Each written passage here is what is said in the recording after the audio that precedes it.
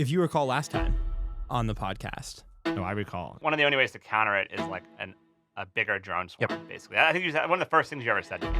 The only way to take out a drone swarm is another drone swarm. Yeah. I think people really underestimate this market. Like 70% underestimating this market. of all the casualties in Ukraine are caused by small drones. All casualties. In World War I, they came out with this thing called the machine gun. I think you know about it. Yeah. It was a big deal. 30%. Yeah, I know. So we just doubled the lethality of the machine gun. This is a really, really big deal. Sometimes I think about this a lot as we're building like weapons of war. It's kind of serious. I used to be really, really just emotionally hurt when I would see combat footage. I believe that if we don't have effective weapon systems, our adversaries will question us and more war will break out. Right now, America has more power than any other empire in world history. And our adversaries obviously don't like that. They're in a losing position and they want to question that. And if they can, if they have the technology to question that, they will. And the only way that we can prevent that is to be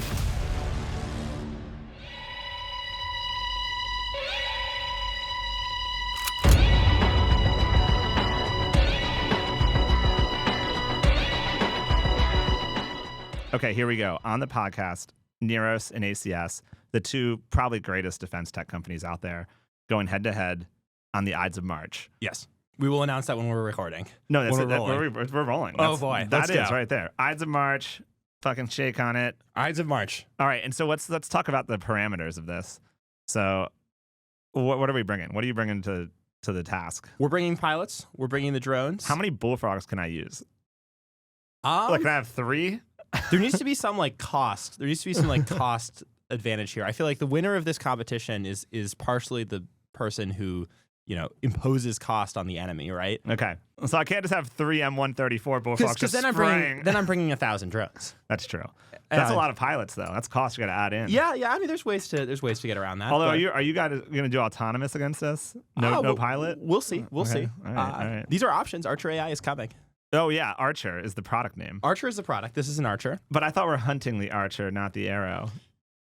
Yeah. Did you see the irony of their CX2, tagline with your product name? For the listeners, there's another company. They do electronic warfare, and their motto is "Hunt the Archer, not the arrow." And they're integrated with Archer. And they're integrated with Archer. So they do the hunt, the platform that they're integrated. So you guys with. have, as a partner with that company, you guys have a product marketing challenge going on. If you think about it, right? Because your products, you're actually the arrow in their mind. Yeah. Not the Archer. Yeah. But they're hunting the Archer. I'd say the warhead is the arrow. I was going to bring this up on social media, but I thought the TAM was too low. No one would get it. But it is only I get this. This TAM, I get it. I thought you, Nathan, and I, we can bring it up with each other. I know. We need the 3 of us on a podcast to discuss this product marketing nightmare. Because as a product marketer myself, I've been having an aneurysm about this. It's been driving me nuts. It is a challenge. We'll work on it. But Archer, I think you had the name first before the tagline. We did. So technically, he needs to change. We've had that name for a long time. He needs to change the tagline. I think it's thematically accurate enough. Yeah, but it kind of goes against your product name. But we'll it's up for debate for a later time. You can also hunt archers with Vedris. The payload, it's just a generic. His product name is Vedris? Vedris. What's that come from? Do you know? What's the origin? Is that etymology? Is that Greek? I don't know. You'd have to ask him. But sounds cool. I like all these names. It's not a Middle Earth name, so that's good. Yeah.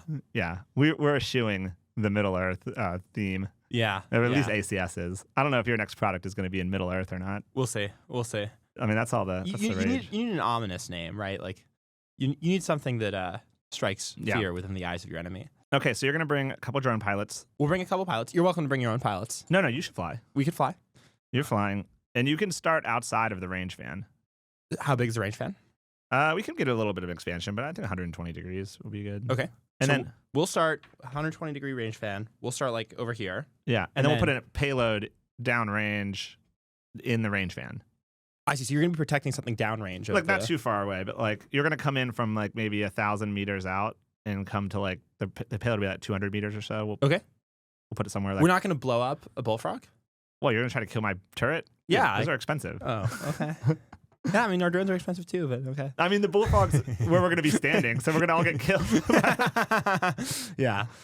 So I think we'll put it like 100 meters down. Okay. 100 meters downrange. We'll put like a Tesla or something. And to be clear, the drones are unarmed, right? But they do have a payload on them, just a mass simulation. Yeah. So like what we've been doing to simulate that is like a 2-liter bottle of Pepsi or something with some water in it. Or I don't know how you want to do it. That works great. We just iron. Oh, iron, yeah. You pumping? Yeah. I mean, so yeah, you're a little more jacked than last time you were on the podcast. That's surprising. No, I'm just kidding. You're not. You're the same. I mean, but in the Gundo spirit, I'm sure you guys are still doing like a workout club. The Gundo, as you called us Gundo-brained individuals. Unfortunately, company building has been all-consuming. I've been noticing that the Gundo's been locking in because there's less marketing going on and more building. Less tweeting. We kind of stopped tweeting and we started building. Yeah, and results are starting to come. Not fully, but they're making progress. Yeah. All right, let's get the update. So last time you were on was our second episode. This is probably like our 60th or something. You know, we've grown in our subscriber count massively, kind of in parallel with your business growth. We track the success of the pod. Yeah. But Neros has gone through a lot since then. Probably two funding rounds actually, because you were right before the Series A last time you came. Yep. So 2 funding rounds. You raised over $100 million. You guys have solidified your position as the leader in FPV, I think. That's not biased. I think that's clear. That's pretty clear. Yeah. I think it's pretty clear. Yeah. I think most people would say that. Leader you in FPV. don't want to do any David Sachs here, you know? No, leader in FPV. You guys have Archer, which is your flagship product. I'm sure you can announce some new products today now. I wouldn't go that far. I wouldn't go that far. But teams over 100 people. What's the split between engineering and non-engineering? What's your split? So right now, engineering is about 35 people. Okay. That's a pretty lean engineering team. Yeah.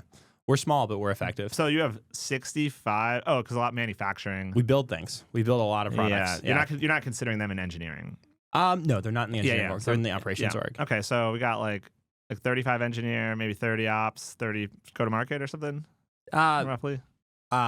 Much fewer go to market and more like ops, including manufacturing. Here's the real important question: how big is your marketing team? Our marketing team is 1 person part time. Lame, bro. You don't want to be too marketing heavy. You don't. We don't have the Drone Ultimatum podcast on our company's breakup is basically marketing and engineering. Nice. We don't have that many salespeople. We're not really a sales organization. Interesting. Yeah, we let them come to us. Interesting. With the marketing. That's actually something. No, I don't know. We had Kirsten. Do you know her from New Vista Capital? Kirsten Barta. She's like a VC. Not directly. She's a really cool chick. We had her on, and she's like, "Yeah, you're the weirdest defense company because mostly people have sales and engineering, and you guys just do like marketing and engineering." Interesting. I was like, "Yeah, well, I guess it's more scalable, right? Because like marketing, you're talking to a lot of people, and you can let your like growth kind of scale. And then they email you for 20 bullfrogs, and you're like, "Oh, sick. Okay, no problem." 20. Yeah, I'm getting emails like that all the time. Like, that's crazy. Can we do 20? And I'm like, do you like celebrate when you get a 20 bullfrog order? Well, they only do 30% prepayment down. We celebrate when we get the prepayment. Yeah. It's a good time. 30% prepayment on 20 bullfrogs. That's that's pretty good. It's a few archers. You could defend yourself for a day. Yeah, I know. But as you meant, you scared me on the way in today. You said that my margins are going to compress. Competition's coming. It is. I mean, competition's coming for all of us, but I think that's good for the country. Okay, right? let's talk about competitive dynamics in defense. It is good for the country. We do need it. It actually will hurry Luke the fuck up. Actually, we need some competition. Let's talk about competitive dynamics. Let's first start competitive dynamics in the drone industry, since you're the expert here, and then we can talk competitive dynamics in the RWS industry, because I think that's interesting for the listeners. Yep. All right, talk to me about competitive landscape. FPV drones. So when I was last on the podcast, we were a 10-person company, and there were no other options for an NDA compliant FPV. Yep. All the FPV options were, Chinese based, and really even then you couldn't get a lot of scale, even with American assembly and Chinese components. Since then, there have been many players entering the space. Especially with recent announcements like drone dominance coming out of the Pentagon. It's very, very clear that there's going to be tremendous demand for these FPV-based systems. We've seen a bunch of companies come up.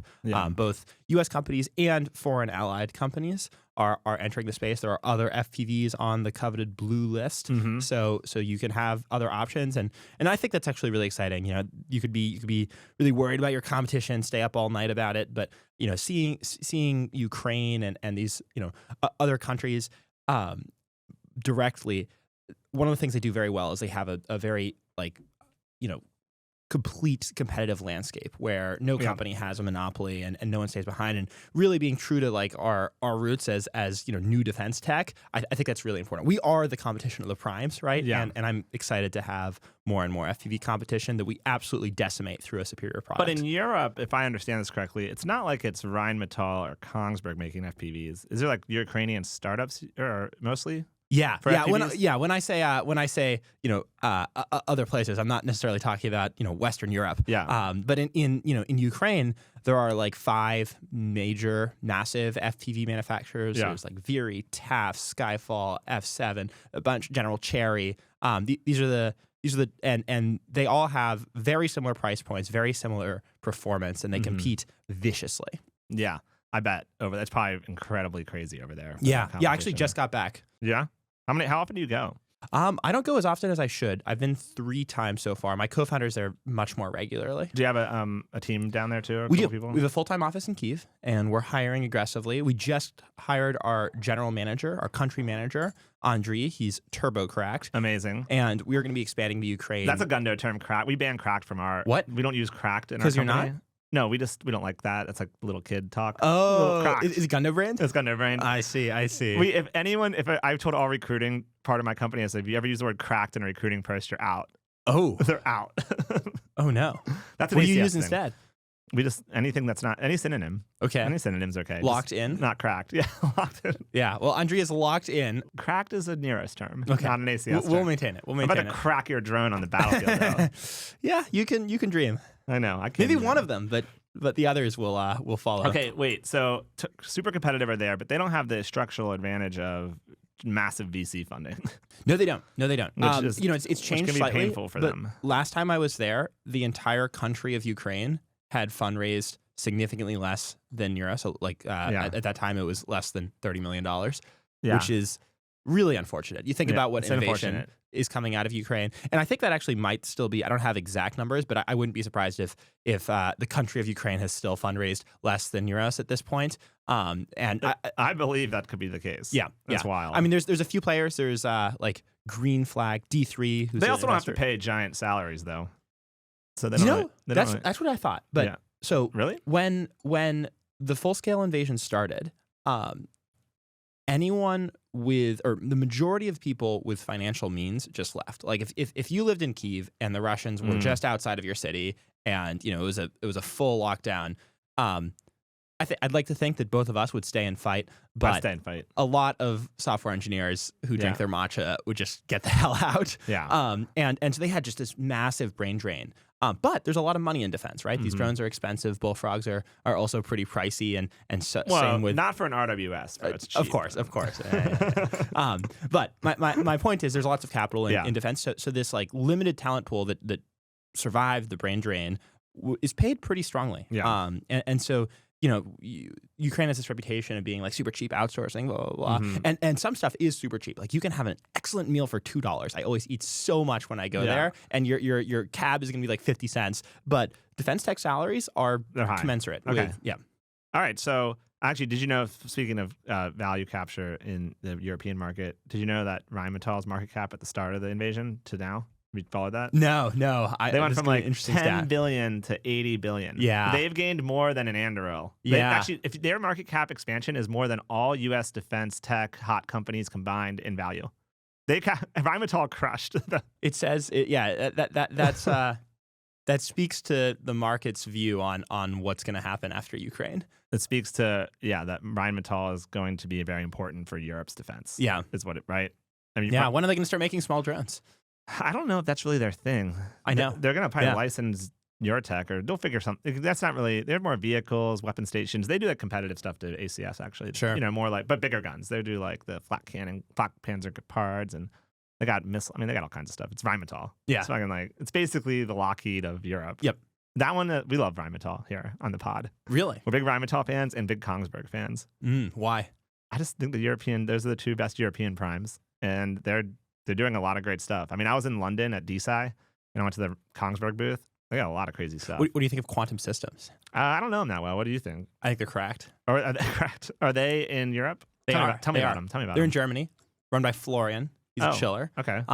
And Are they like a huge multi-billion-dollar company? They are now a multi-billion-dollar company shit. as of late, and they have a suite of mostly ISR drones, fixed wing, nice. medium range ISR drones, and dare I say they are one of the only effective Western systems in Ukraine. There's like them and a few others.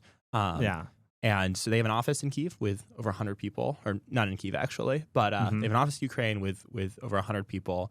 And they're headquartered in Germany. Headquartered in Germany. Munich, Frankfurt, where? In Munich. Munich, yeah. Munich's actually a kind of a hot spot for a lot of these companies now. Yeah.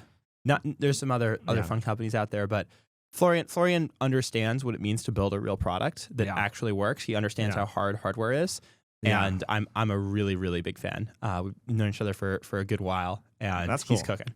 He's cooking. Yeah, I think he's going to give Rheinmetall a run for the runny. I mean, Rheinmetall is a very, very good company. So is Quantum Systems. I think that there's room for both, probably. Yeah, but maybe. I do think they could eat into some market share, yeah. But Rheinmetall, keep in mind, is doing stuff like making tanks. Yeah, I don't think Florian's going to get into tanks, but I do think he's going to expand across the like unmanned systems, Anduril approach, right? Yeah. And Anduril is definitely taking a little nibble out of the primes here. So well, we might as well do an Anduril update while we're at it. Obviously, what's your thoughts on the latest strategy with the CCA, the Anduril play? There's a lot of CCA competitors now. It's getting hot. I think Anduril is good for the defense tech industry, and seeing startups like shit on Anduril is kind of biting the hand that feeds you. We exist because of Anduril, right? I'm Lattice integrated, and I need them to sell. So I'm yeah. So it's gonna be a pro Anduril table here. It is too, because I need someone to cue the gun. Yep. So I need that C2.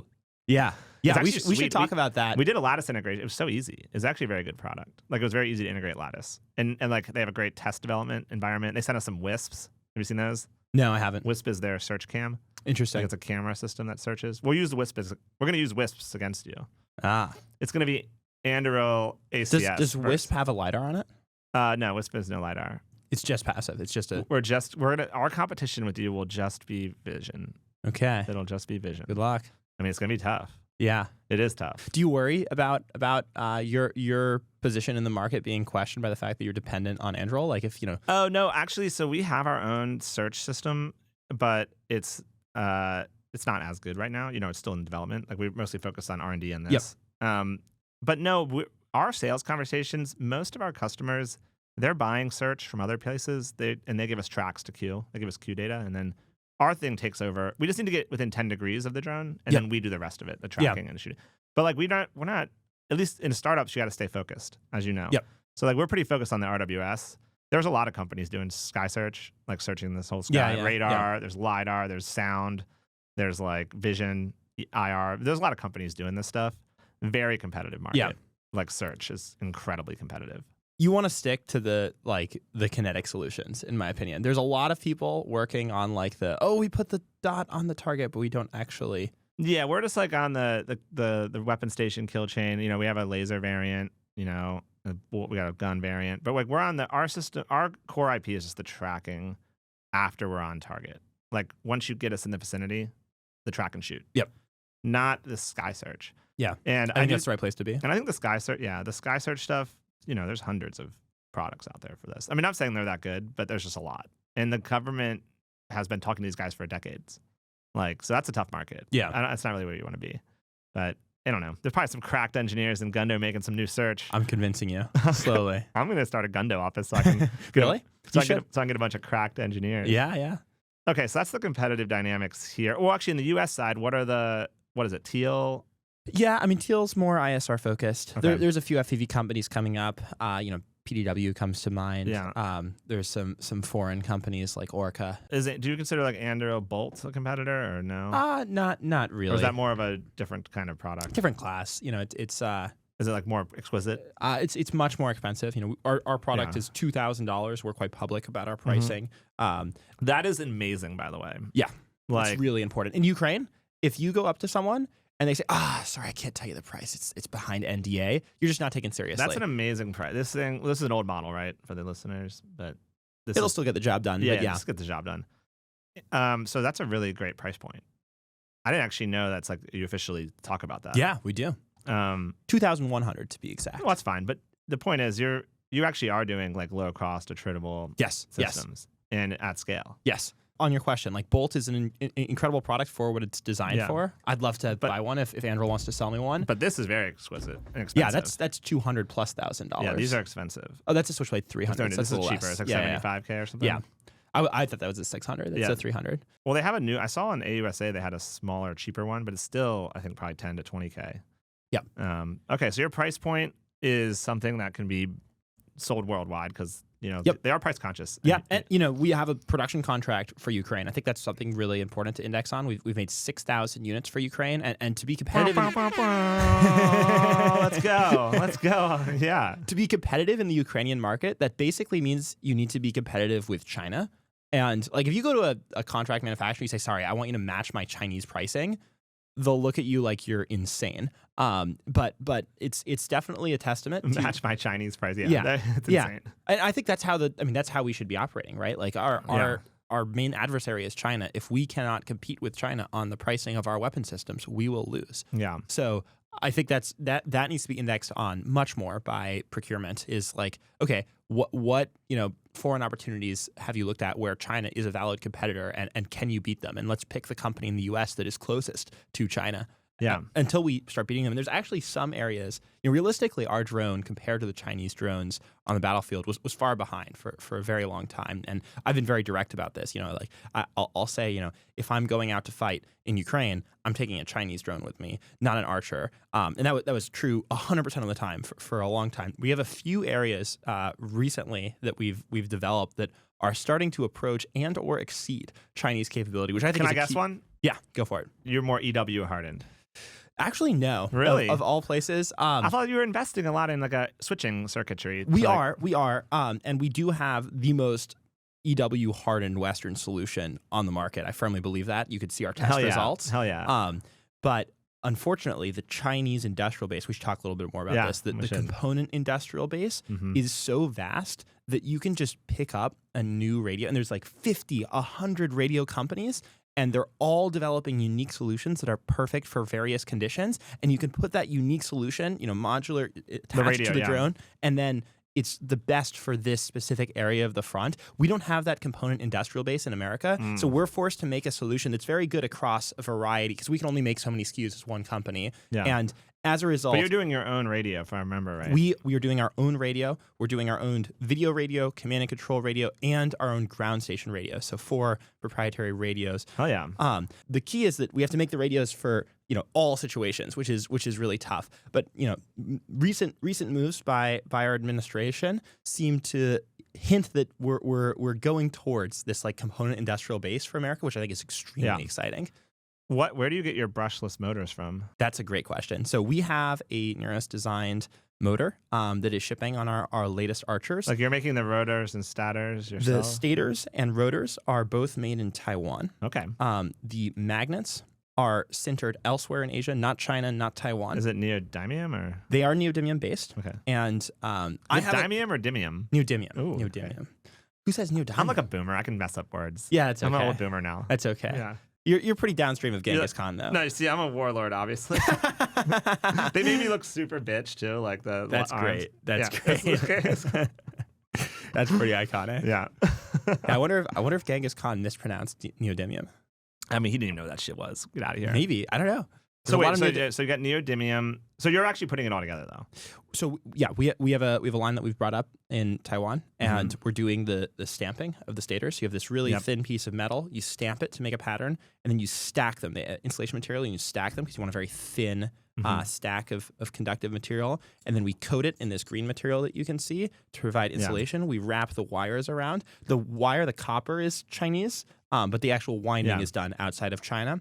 And then we attach the magnets. That's actually pretty tricky with nice adhesive that's thermally very stable. We balance them. We do the CNC milling. We build these titanium shafts that go in the center of the motor, Mm-hmm. and we do all of that outside of China. This motor right here is made in China from an older version. Yeah. But it's been really exciting to see that like slow progression. That's and, awesome. You know, as part of the Pentagon's new drone dominance initiative, which is the bee's knees right now in small drone procurement, they are starting to talk about non-Chinese motors, which is exciting. The blue list doesn't cover non-Chinese motors, so the requirements are actually getting stricter, and that's extremely exciting for us, right? Because we've been investing for a long time in these non-Chinese supply chains. Well, it's extremely exciting for America because we need to not rely on Chinese brushless motors. Even more. That's crazy.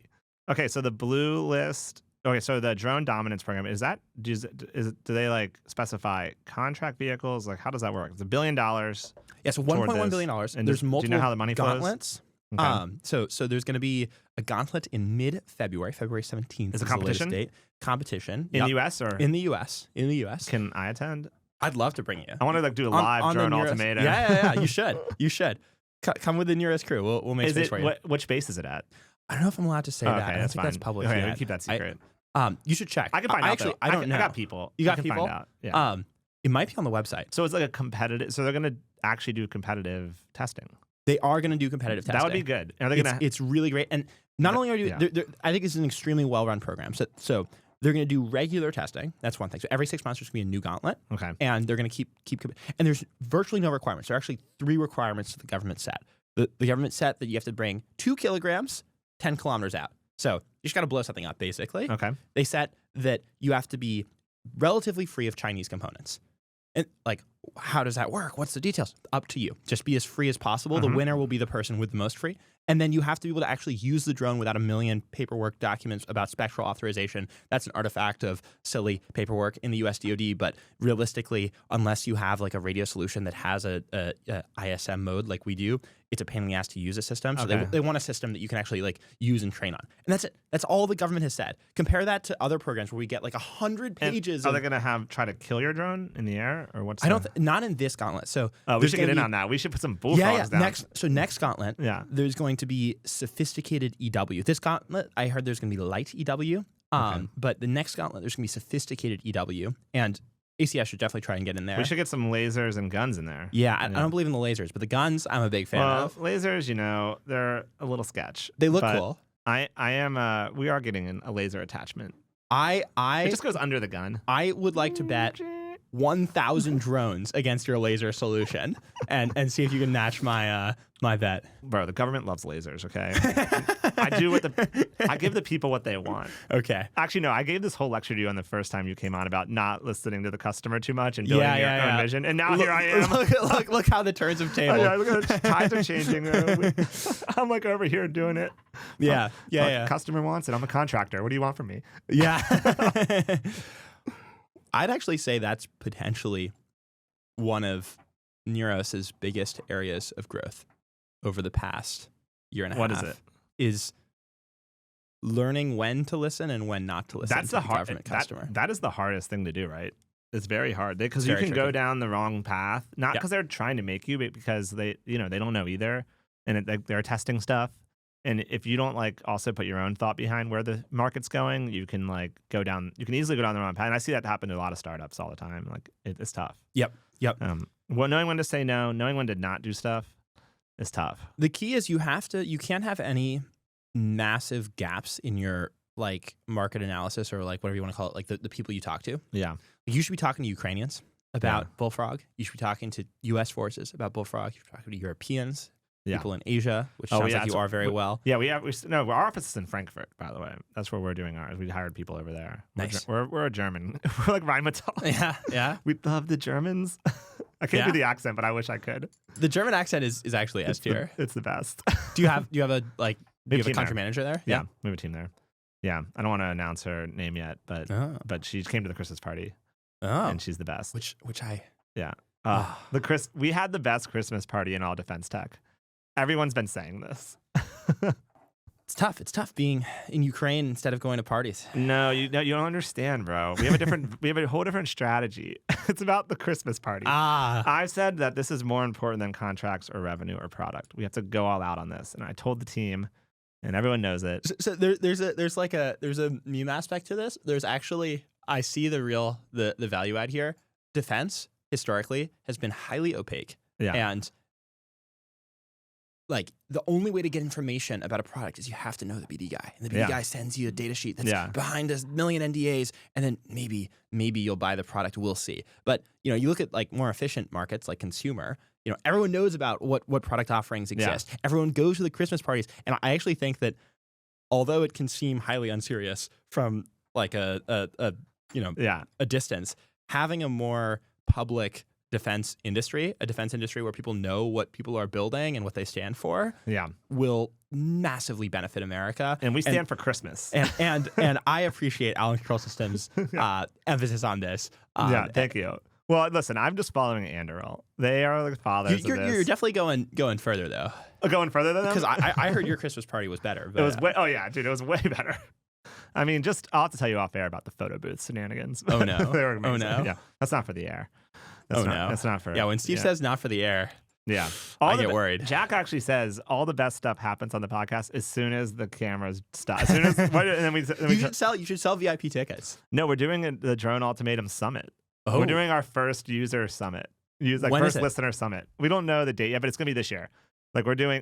So it's gonna be after our flight. After our flight, but we're gonna do like a full the listeners that are fans like the summit. Like we're gonna. I'm in. Let me know. I'll be there. Caitlin, my ex-wife, she's like, I can't wait to see the people that are gonna show up to this thing. She's so funny. I was like, it's gonna be awesome. First of all, so Caitlin's not a fan of mine. No, she loves you. Okay, it's gonna be way better than the All-In Summit. Okay, that's a low bar. That's a low bar. No, the drone, I think I want to do it in Vegas. I think that's mostly on brand for the Drone Ultimatum. And we're going to hand out custom vapes to all the custom like Drone Ultimatum vapes. We're working. Are they going to be made in China? Probably. We're working on the gift bag. Well, no, actually. You should get an American company to make you vapes. Speaking of Chinese component, they banned Geek Bar. This is banned in the US now because it's Chinese. Yeah. And now they haven't vapes been like kind of banned forever? No, then Chinese vapes are. No. I want to bring Juul back. I feel like Juul's back. But not really. You can't buy mint. Yeah, it's true. But the Geek Bar USA now is what it's called. Oh. And they have like a USA. See, it mirrors the strategy of the Chinese drone manufacturers. Dude, what's going on with the DJI stuff? Like what? Crazy. I can't. No, it's hard to understand. The DJI what's stuff happening. is actually pseudo irrelevant. That's tiny compared to the FCC announcement. Wait, what's happening? So break it down for the listener. Long time ago, I'm simplifying. Yeah. But the government said unless a government agency wants to come up with a big report that explains why DJI isn't a national security threat, we're going to ban DJI. Okay. And if you think about it, like what kind of government agency is going to go out and spend all these resources to prove that DJI isn't a national security risk when they very obviously are? Like they're putting cameras in front of our critical infrastructure and uploading that back to China. So effectively, it seemed like DJI was going to get banned. That seems to have gone through. But then, right as that's going through, a separate announcement comes out that effectively bans the import of all non-American drones and critical components. This means batteries, chargers, flight controllers, motors, and that stuff. Like, okay, the writing was on the wall on the DJI ban. DJI has been like almost banned for a long time. It's been very obvious we need to ban DJI, but I'd say like 80%, 90% of the impact here is the FCC regulation. So someone got me on Twitter the other day because I had my DJI ban post, like a clip of Drone Ultimatum talking about we need to ban this from a year ago. And someone commented, they were like, everyone's a fan of capitalism until someone's better than you at it. And honestly, that's a fair point. Yeah, that hurts. Yeah. So, but I do think, I'm torn on this because I do think that I like capitalism. Yep. And banning something is against that. Right. Yep. But I feel like it is a national security risk. It just seems like it is. Yeah, I would look and I'm see, torn on this though. Is China playing by capitalistic rules? Like, is the roll up of Artisan and LeadCore under DJI capitalistic? Were the state sponsored investments in DJI truly capitalistic?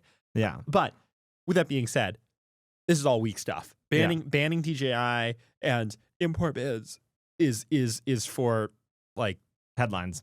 Well, it's for people that can't win on unfair terms. And I'm looking forward to winning even with unfair terms. We need to build a product that is better than a DJI. This is the enemy. It's going to take us time. We're not going to do this in 2 years. It's a crazy consumer product. Why can't we build that? You can. Yeah, you can build exactly. it. Not many. I mean, your company could. And I think other companies here too could. We have better engineering. We have better principles. There's reasons why America has been superior and will continue to be superior. And we need to compete without the regulatory advantage. With that being said, I think the regulatory advantage right now is a good stepping stone. I think that this is a clear, some governments, they focus on just like assembly of drones. They're like, okay, we're going to have, people turning screws. We're going to take a Chinese motor, a Chinese arm. We're going to screw the two together. And then we've built a drone industrial base. Yeah. That's not the case, right? The screwing anyone can do, and you can spin that up. Rosie the Riveter can start screwing anytime. The core issue is, do you have the core electronics? Do you have the flight controller? Do you have the PCBs, the printed circuit boards? They have a much smaller one. They have it all system on a chip, right? Like they have their own chip. Yeah, they have a drone ASIC. You have different. So we have a drone on a board, yeah. Which is pretty unique. So we have inside here a motherboard, which is really great for manufacturing, and it's a mostly automated assembly process. We have a factory in Arizona that builds these things. You can actually see videos of it. We're posting some soon. Amazing. Of our fully automated manufacturing process. But that's the core of the drone industrial base. It's like all the smarts that go inside of these things, and that's what the FCC legislation is getting at, right? We're incentivizing an American industrial base. You can no longer have China dump these ultra low cost, flight controllers and motor drivers and motors, frames, cameras, chargers that they're dumping to China, to Russia and to Ukraine in the U.S. market, so that American companies can't get in. Now American companies are going to be forced to build their components, and we're going to have this is a very crazy. So they're attacking the component level. They're attacking it, and this is really unique because most regulators puts you guys in a great position. Most regulators that I've seen, they just focus on assembly. They just want to see people turning screws, and if there's people turning screws, they're happy. And it's super exciting to see this administration understand the fundamental issue, which is these components. And there's very, very few component manufacturers in. Yeah. You should ask AeroVironment, where do they get their radios made? I mean, I'm sure it's probably from Asia. They don't make them themselves. Yeah. I can't comment on exactly where those are made, but the number of manufacturers that are actually attacking the core components, it's not enough. So do you see yourself, providing these components to other makers? Like, are you going down the stack in the business strategy? So I like I said, what matters, not to give away your whole business strategy. What matters to me is having a strong drone industrial base. When I was in high school, I got to shop around. Was that like last year? Got me. Got him. When I was in high school, I got to play around with the Chinese drone industrial base. I got to pick, one of 20 different radios that I could swap in that was perfect for my application. I got to pick the best camera, and I had essentially billions of dollars, obviously not at my disposal, but, accessible to me of these Chinese components that were each uniquely engineered. And that was amazing. I could make the best drones in the world. In America, I don't have that. I have a very finite amount of capital because there is no industrial base that I can deploy to build my own components, which is really limiting. But if there were a ton of different options, the drones would be better because they would be more specialized. Yeah. So I want Neros to play a part in that.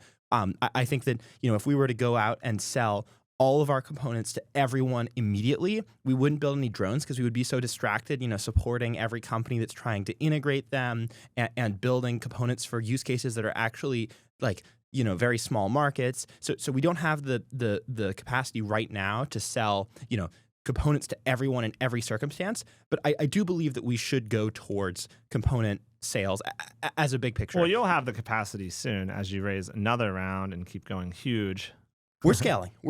Oh yeah. And keep we're investing in it. 2,500 drones a month. That's amazing. And we're maintaining that. It's really a challenge. It's pushing limits on. Does it get people in the factory tired? I'm sure.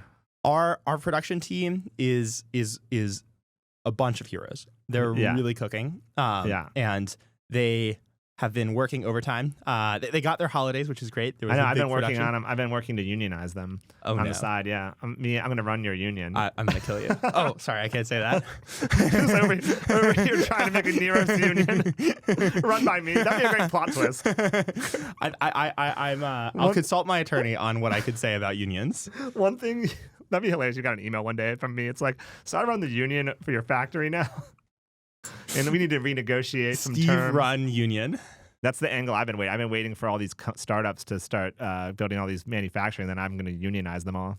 That's where I make my money. This is not what America needs. This is not. You are now an enemy of the state. That's fucking hilarious. I'm just kidding, bro. Tell me about this port right here. What we got? What is that? So that is the payload connector. We try and keep everything modular. And it's got all sorts of different payload, protocol. meaning you could do the CX2. You put the boom on it. You put the CX2 on it. Mm-hmm. In Ukraine, sometimes for certain situations, they put unique EW payloads, unique radios on it. So we've done that. You could put, if you want to put a like GPS denied positioning solution, you can use that. It's just a universal modular Shout out to payload. my investment, Vermeer. You could put that on there. Yeah. Brian's super cool. We hung out in Kyiv last time. I told him I need to make some money on that. He better hurry up. Yeah, he's cooking. I think he is cooking. It's a So you hang out with a lot of people that have a presence in Ukraine. Yeah. When is Allen Control Systems going to deploy Bullfrog in Ukraine? This is an artisanal product that takes years to develop. Okay? I'm this is not just some drone. Okay. There's $30 million of R&D into this so far, and 2.5 years. This is not just your typical weapon station. Okay. We don't put something in the battlefield that isn't fully ready. Okay. But it will go. Oh, it's going. When it's ready. When it's ready. When is it going to be ready? We like the Blizzard model. Like Blizzard, the game's done when it's done, bro. There's no timeline. Okay. It's we built in a perfect RWS, the world's most accurate gun. People in Ukraine are pushing this idea quite hard. Yeah, one of my takeaways on the last trip. They can build it as much as they want. They can spend. I don't care. There's no speed to market time pressure for me because it's just way better. They'll get it when it's ready. The Ukrainians need it. No, I know they do need it. Honestly, we get emails a lot. Yeah. I know. I tell this to Luke. I was like, bro, we got to get this over there. I know. And also, the other thing that the reason I want to get it over there is because the EW environment. Like, I want to see how this does in a. Can you just do like a wired Ethernet link to? No, I don't think it's going to be like. I just don't know what I don't know. Like, I don't know what they have over there. Like, I don't know if the spectrum's going to fuck with any of the components. Like, who knows? Like, I just want it to be in a militarized war zone. Yeah, you want it to be battle tested. Because I'm not actually, there are things. I don't think that it's going to have a problem because it doesn't really communicate. Yep. But you never know. They may have some shit I've never seen before. Yeah. You're going to learn a lot when you put it out there. I agree. But we're actually, so the other thing to note is we're targeting other conflicts. There's some other conflicts around the world you might be aware of. I'm tracking. Border disputes in many Southeast Asian countries and South America. And, so these are less competitive landscapes too. And so, we're also going to be putting it there before probably Ukraine. Mostly because the Ukraine environment is a challenging environment. Like, not just from a EW standpoint but there's also competitive dynamics. Yep. They have their own products. Yep. They have the Sky. Have you seen the Sky Sentinel? I have not, no. That's a Ukrainian RWS.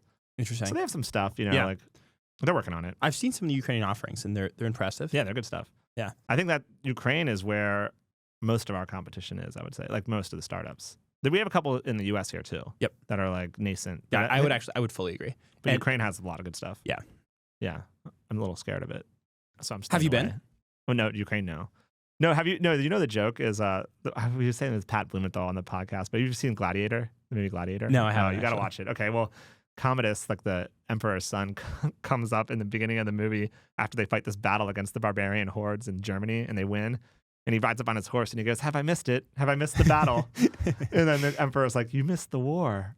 That's gonna be you. I'm gonna. My first time I go over there is when it's over, and I'm gonna ride up to the front and be like, "Have I missed it? Have I missed the battle?" And the Ukrainians be like, "You fucking missed the war, bro." Yeah. No, I don't know. What do you think about the war in Ukraine? Like, how long do you think it's gonna last?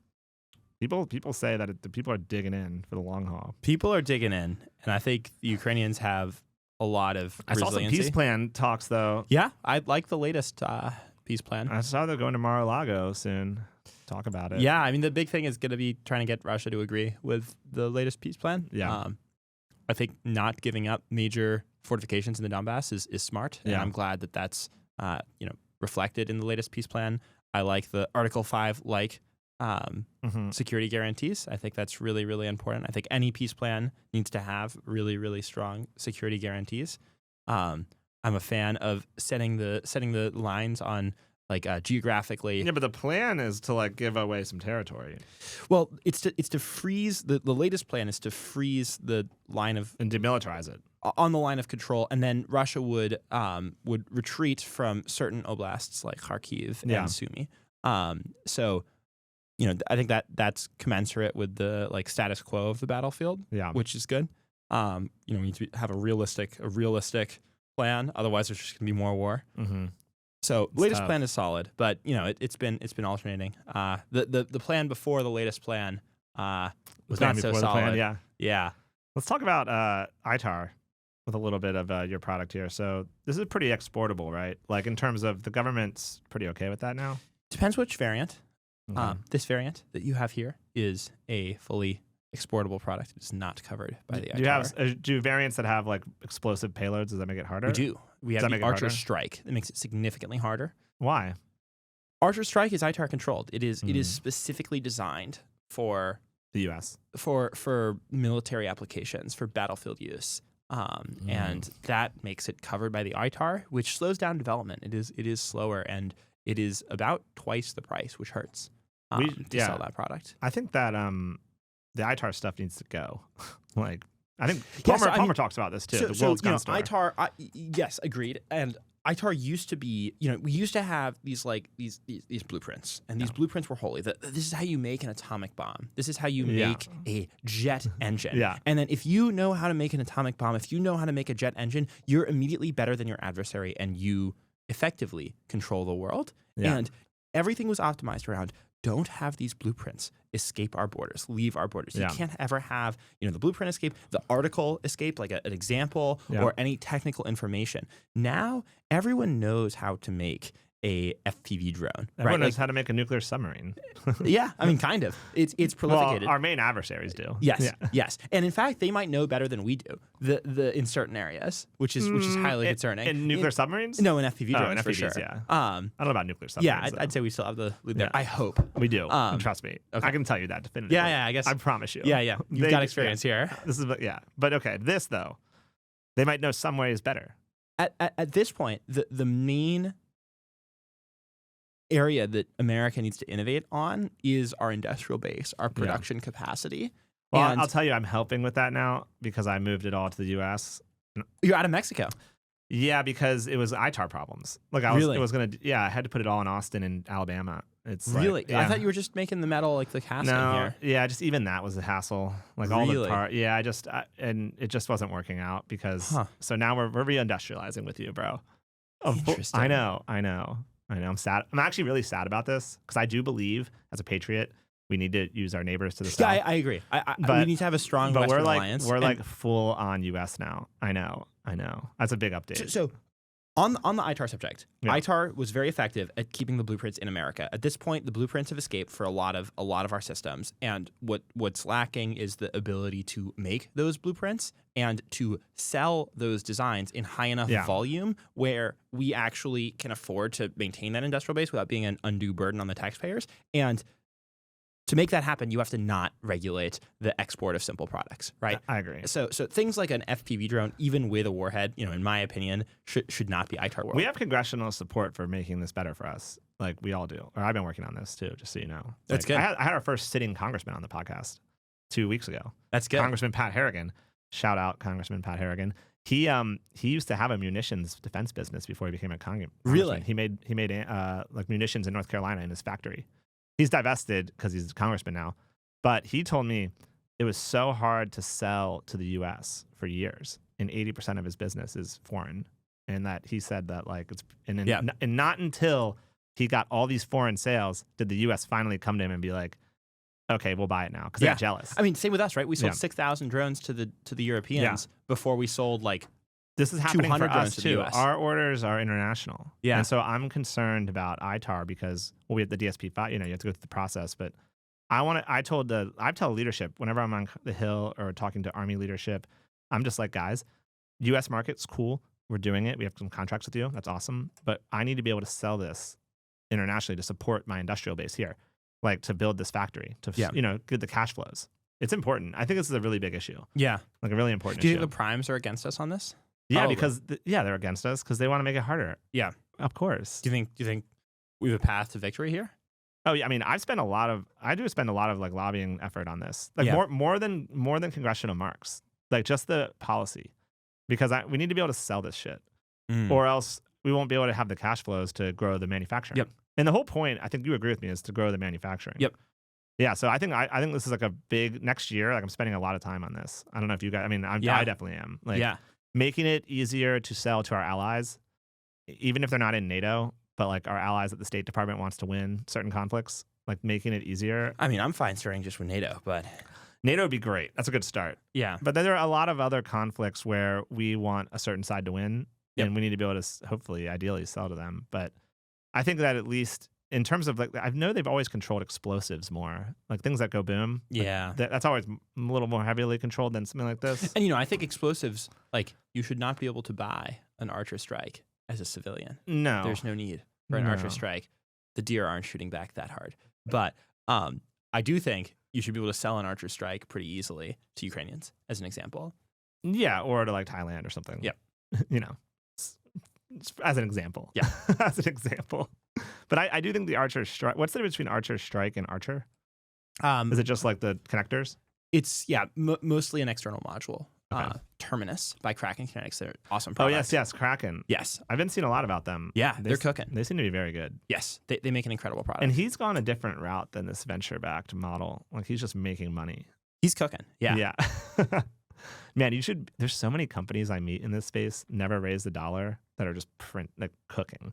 Like certain contract manufacturers that I've met that have just like giant contracts that are just like hundreds of millions a year. When are we going to stop raising, Steve? I might not ever again. Yeah. I mean, I'm profitable like in 4 months. In 4 months. Yeah, roughly, give or take. Okay. But like, yeah, I mean, the price on point, your left.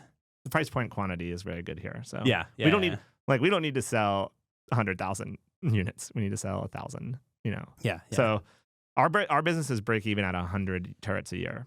Nice. So it's not like it's a different business model than I think other companies. But I don't know. I mean, the raising stuff is like even if profitable, like at some point, venture becomes quite cheap. It becomes no, I agree. Scale. Profitable doesn't mean we want to stay profitable. Like it's a business strategy. Look at Bezos, look at Amazon. They didn't have profits for 15 years. But like, at least you can control your own destiny. Yeah. Like in terms of like, you could change the business to be like, okay, I'm just, capital markets are drying up, blah, blah, blah. Let's just, print money.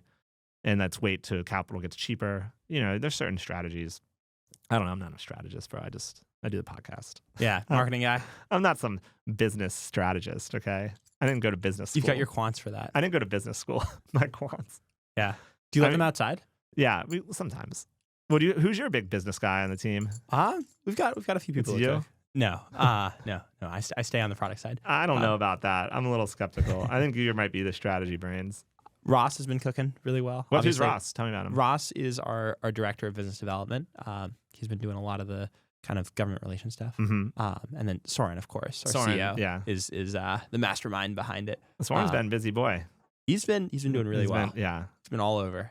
No, you guys spending a good amount of time in Asia, which I'm very excited about. Yeah, a lot of great opportunities. Spent a month there. Like Southeast Asia. Southeast Asia. Yeah. That's just a important market. Yes. Has he gone to Singapore yet? No, Singapore. We've been talking to the Singaporeans a lot. Yeah. They've got an interesting FPV program. They believe in FPVs. Yeah, they should. Yeah. I mean, who doesn't? Where do you see the So like, where do you think like the FPV market's headed? I know it's piloted right now mostly. Is that autonomous thing all it's cracked up to be? Like, what's your take on where this is the product roadmap, where this industry's going? If you recall last time on the podcast. Oh, I recall. You said that you were focused on not autonomy. Regarding the FPV roadmap, I talked a lot about how it's going to be drone-on-drone warfare. Mm-hmm. The only way to take out a drone swarm is another drone swarm. Yep. Or really, you don't even need to have the swarm qualifier there. The only way to take out another drone effectively is another drone. Mm-hmm. And, we look at what's happening in Ukraine. Wow, it's a really big diss on my company. It's cool. We actually have the Scourge coming. I got a drone, too. Yeah, really? Yeah, a fixed wing. Oh. Did I tell you about the Scourge? No. Oh, dude, it's sick. It's this it's a gun on the drone. Oh, no. That sounds crazy. I'm a fan. Yeah. And maybe, But I'm with you. The drone, I think you're going to be proven right on this. I think it's important to note. Well, you need a layer defense, right? And this should be your last. This is just point defense. This is like on the tank. Yeah. Or just like you have a base. It's like very high value target. You're going to surround the base with these things, hundreds of these things, because you just cannot afford to have a drone swarm get in. But you're not going to be waiting until you're in range of a bullfrog to take out. No, it's going to be a standoff. That's why the drones are out there. In Ukraine, when I was first there, your average quantum systems vector as an example, ISR fixed wing drone, would fly, 100 flights before it would, get really unlucky with jamming, and then the GPS denied navigation would fail, everything would go wrong, and then you'd lose the drone. Okay, that's fine. You've got 100 missions out of it. Now, I've heard it's less than 5 because the sky is literally just abuzz with interceptor drones. Interceptor drones are all the rage. They're all over the place. They're everywhere. Every night, hundreds of Russian Shahids come to try and strike the, Kyiv or anywhere else in Ukraine. Yeah. And the Ukrainian defenders shoot down 90+% of them. The just running the math on all across the country, you've got these swarms of Shahids. They're coming in random directions. They're going into Poland and back into Ukraine. So you have to defend against the Polish border, which is insane. And I'm sure the Polish people don't really love this. Yeah, they don't really have anything to do about it, though. Yeah. It's sad. Yeah. But all of these drones are being taken out. Or the majority of them. Yeah, majority, 90+%, yes, for sure. Which is extremely impressive. So you're already seeing this drone on drone warfare. Yeah. So I think the FPV roadmap is going to somehow be affected by that. I think you're going to have a lot of drones going against drones. I think so too. Autonomy, I'm a huge believer in autonomy providing leverage to the user. I think that the user should be able to, at any time, abort the mission, go, give help to their buddy, or they don't need to be, locked in and piloting the drone the entire flight. You still need to have the user in the loop. I think we're much further away from the set up 100 drones and just leave, and then the drones fly themselves around, find their own target, strike their own target.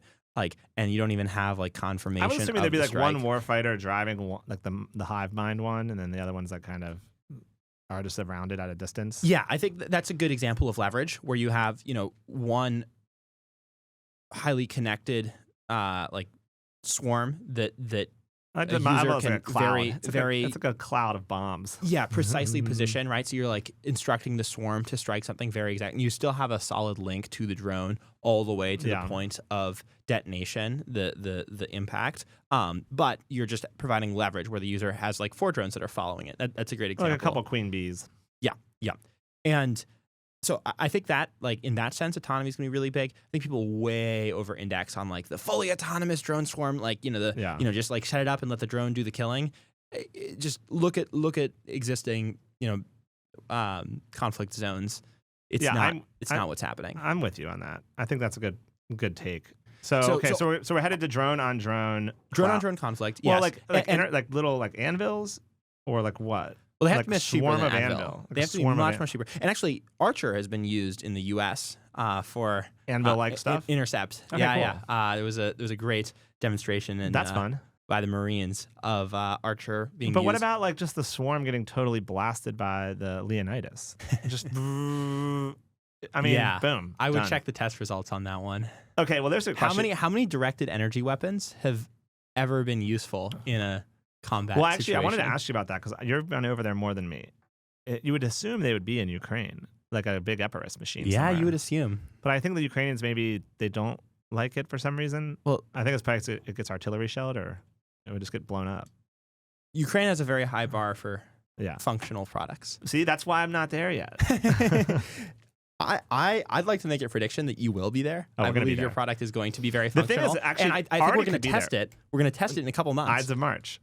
Well, the thing is, I'll tell you right now, against a sky backdrop, we're functional. I mean, we could. I think we could go dominate some drones right now in Ukraine, against sky. So you're really betting on the weather for Ides of March. Well, I mean, the thing is, no. By the time you come in March, you can fly below the horizon. I'm gonna have Augustus come, and he's gonna cloud seed, and then it's gonna start raining, and then we're gonna win. How's yours operate in the rain? It's water resistant. Oh, we could put a tent over ours though. Yeah, but it's gonna be cloudy. I don't know if you'll have the Cloudy we could handle. It's really the tree. It's the foliage. If you fly low and then come up. Interesting. I'm gonna give you some tips. Yeah. Fly low and then dive bomb. Interesting. But by then we'll be fine with that. But it is a hard. Okay, so small object detection. See, this is actually obviously I'm a huge believer in Bullfrog, but this is why you need the layered defense, right? If you want to go below the horizon, what? Well, okay, but there's a mountain right here. Your target, you have to have, or we just stay so low that it's behind the shadow of the target. This is why you need drones as well, in addition to Bullfrog to defend. Oh, for sure. No, but so all I was trying to say is one of the hardest challenges, and this is a recruiting pitch for engineers out there. Small object detection against like cluttered backgrounds. Pretty hard. Yeah. And we're solving a lot of cool problems there. Yeah. But always more computer vision engineers. Shout out to the industry. Come join. It's really fun. What compute do you have on your platform? So we have the NVIDIA Thors, 4 of them. Nice. Basically. Wow. A lot of compute. Yeah. A lot of compute. That's thick. It's thick. Yeah. Big boys. Yeah. That's fun. Yeah. And we're not processing limited. What really. image tracker are you using? Whoa, no, we can't talk about all this stuff, bro. Yeah. But I will say that there is just a lot of innovation that needs to be had in small object detection that we're on the Are cutting edge you rolling of. your own image tracker? No, I mean we're modifying the Facebook stuff, like open source, like YOLO, Really? like modifying. Yeah, it's That's not what we're doing. We're doing a lot of object tracking, object detection. It's Are actually you doing like a lot of classical computer vision? we're big believers in trad ML as Gleb on our team likes to call it. No, it's really important. I think it's a combo of classical computer vision and deep learning. Yeah. Yeah. Our ML CV team. But you're should, compute limited on here. But you can get a lot done on limited compute. Our ML and CV teams should meld a little bit. We should talk. Yeah, we should compete. Oh yeah, how do we do that? Well, I think we have a plan. Well, no, I mean the Ides of March. competition will compete, but I'm saying like how do we compete on just vision? Like a vision competition. Well, Actually, you know what we should do? Archer AI could be ready to execute a fully autonomous strike. We could have on a couple. Bullfrog. Well, we could just have a couple of vignettes though too. Like instead of the actual, we'll do a full battle, but we could also just do like, hey, let's track some stuff and see who's better at tracking. Yeah. We could it put needs to your be kinetic. software- I don't. okay. It needs to be kinetic. Yeah, you wanna like be- that's okay. not. You're I'm the fine with marketing that. guy, right? You gotta have gotta a big boom. Yeah. I'd like to have a component of our Ides of March competition be fully autonomous strikes on each other. Let's talk about the marketing of this. Okay, we should do that. Let's talk about. So I think people are going to love this competition. I think so, ACS too. and Neros. They've been waiting. Yeah. They've been waiting. This is like the Super Bowl of American drone warfare. Yeah, it is.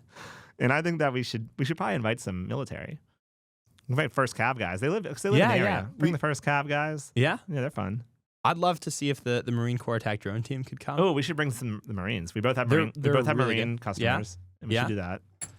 75th Ranger Regiment. Yeah. Shout out, they've been using archers very effectively. We can let. I'll even go one step further. I'll let them use. They can operate. They can operate ours too. Maybe we shouldn't. Neither of us should operate our own systems. Now that makes it fun. Just like drone dominance, actually, that's another fun thing, Yeah. smart thing that drone dominance is doing. Previous programs, they let me fly, they let Levi fly. That's not realistic. No, I'm telling you right now, the things we're going to, we're not a part of the drone dominance, but they're starting to mandate that they operate it now. Yeah, So, and that's like, smart. I think that's way better. Yep. Way better. Yeah, 100%. And like a lot of people. Okay, here's another. I have a lot of I'm actually somewhat upset by the view that the government has. A lot of folks in the government has in autonomy. It's very unrealistic. It's not to say that we don't believe in autonomy. It's actually the opposite. We invest very heavily in autonomy. Yeah. We have a great autonomy team. We've got an autonomous product. It's just we're not making the autonomous solution that government in general thinks they want. We're making the autonomous solution that really works. This is People a real assume- contrarian take right here. People assume that because it's autonomous, it's easy to use. And I push back on that notion. I think because it's autonomous, it has the opportunity to have higher leverage. You can have, 10 drone strike Yep. instead of 1 drone strike. That doesn't mean that it's easier to use than just 1 drone. I agree. So one of the ways to procurement has done historically is they just say, well, if it's autonomous, I'll buy it because it doesn't require much training. Not true. The autonomous solutions take a lot of prep. So I think by having, Contrarian take here on the pie. I like it. I'm learning. Yeah. You taught me not to This is so always funny. listen to my customer. We're ships passing in the night. You're going that way, and I'm like, I'll build whatever you fucking want, bro. Let's do lasers. Pew, Don't pew. build lasers, Steve. Don't build lasers. Don't build directed energy. Or just to our government customers, check that the directed energy weapons work before you buy them, please. No, we're launching a space laser, bro. This laser from space could kill hypersonics. Maybe this is out of small drone I'm expertise. messing with you. Honestly, we're kinetic guys. I would put money on a space laser shooting down a hypersonic before I would put money on a directed energy weapon effectively providing any sort of defeat to an archer or deterrence to an archer. Here's the problem with lasers. I mean, you could make this out of ceramic, and then we're just like, This is already a Faraday cage. We've hovered, feet away from these directed energy This weapons. is important to note, Jack. Run this as a clip. This is already a Faraday cage. Yes. Yeah. Oh, we actually were going to do a.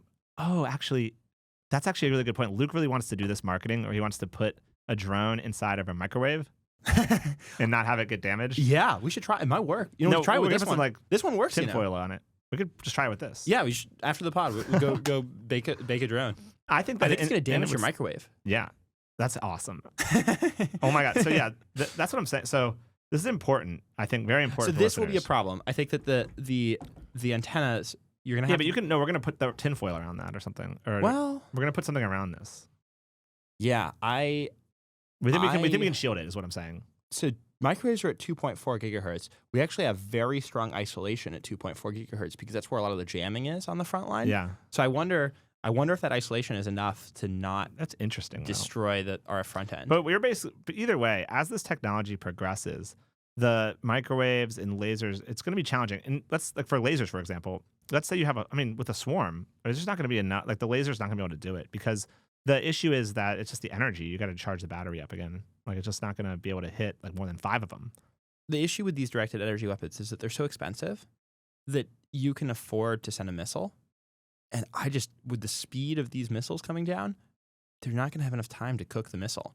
Yeah. And you know, that's one of the things like. Or you could send a Switchblade 300 at it.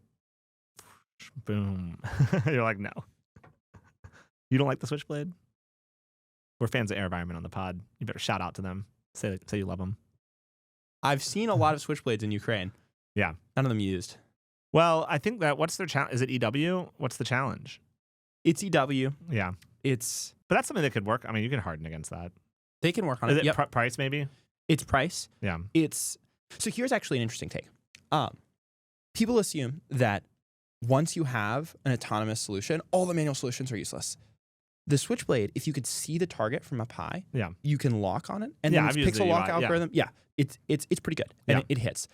Most of the targets we go after, the targets that we have confirmed strikes on, aren't visible from up high. If you can see your enemy, the enemy is probably already dead. Yeah. The enemy is, like, you get intel that there's a enemy bunker underground in this area, and there's a little hole that you can go into. So what we'll do in our missions is we'll put our repeater platform up above that enemy position. What's the repeater platform for the listener? It just provides a bent pipe capability. So, you know, let's say this is the operator, this is the target, this is the archer. You'll have the repeater hover over here. So the operator will talk to the repeater, and then when the drone goes down, your RF beam is direct. Yep. So we'll know that there's an enemy somewhere around here. We won't see the enemy. You'll manually pilot down and then go below the RF horizon, and you'll start looking. You'll go into this room, and you'll be like, is there someone there? Nope, I cleared this room. Let me try this other room. And then you don't even see that there's a target. So they sometimes get shotgun shell just with a shotgun. Exactly. Well, that's, you know, this 2 kilograms of boom, 3 kilograms on the 10-inch.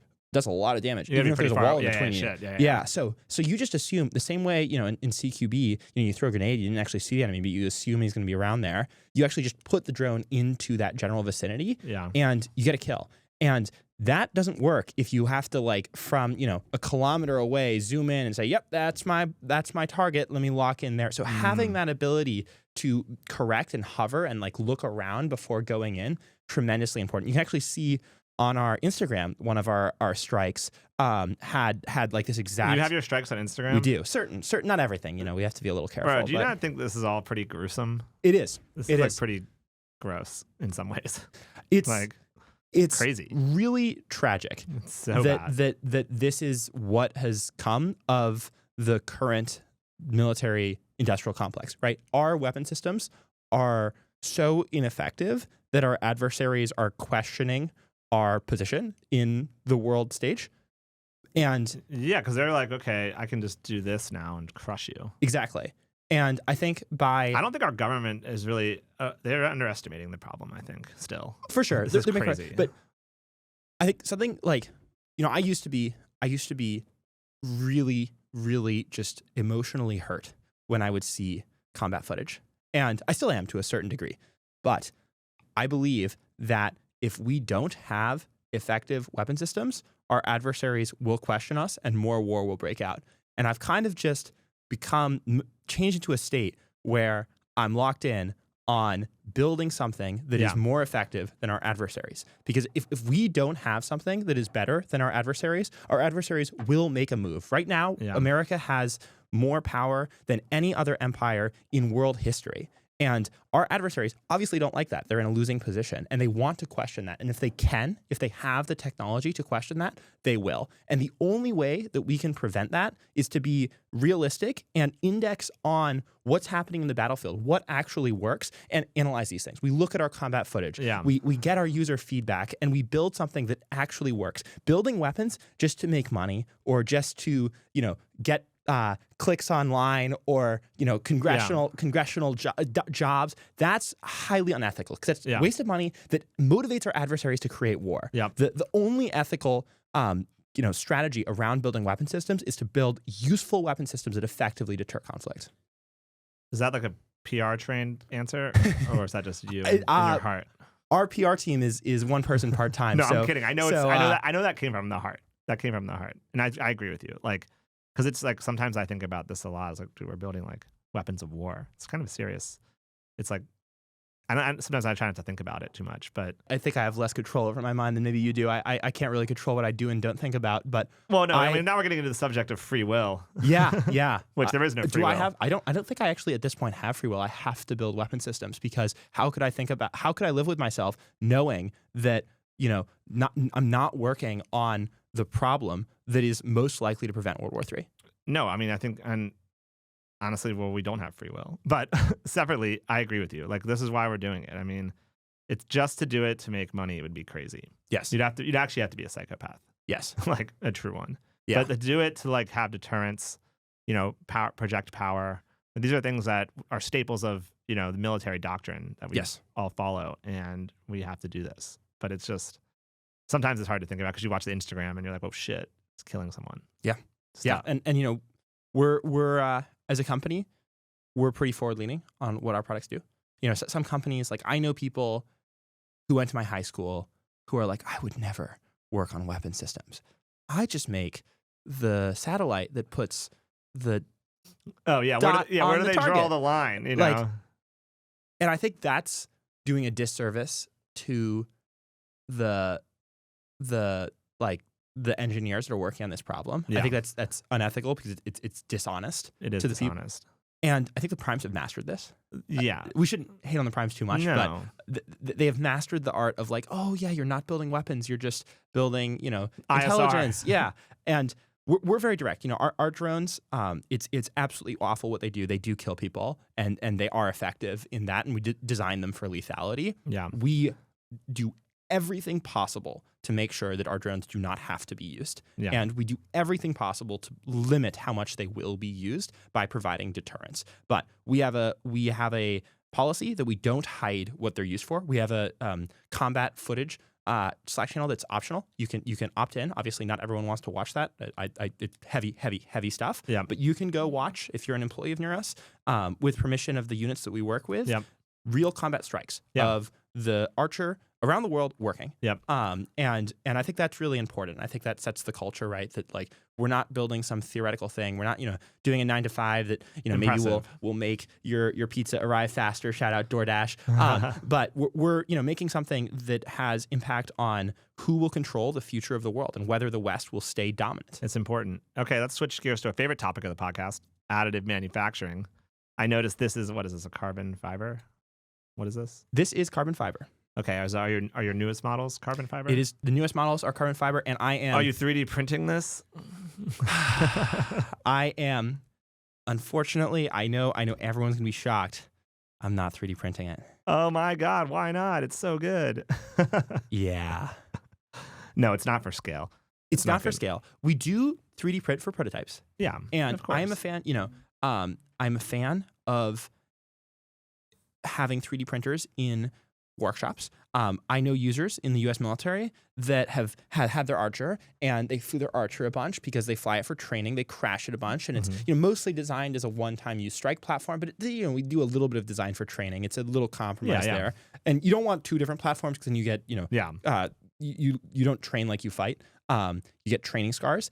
And then, so they'll break something. Maybe the antenna mount. We have a new version with an improved antenna mount, or maybe the camera mount, the GPS mount. Yep. All these things are being improved.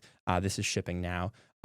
And what they'll do is they'll just start measuring with their own calipers, and they'll 3D print themselves a little adapter that holds it. And I've seen that work. And I've seen another person, 3D so that's good print. for repairs. Great. Yeah. And it gives the warfighters the ability to be creative, which I think is really important. A lot of engineers say, I went to flashy school and only I can work on the...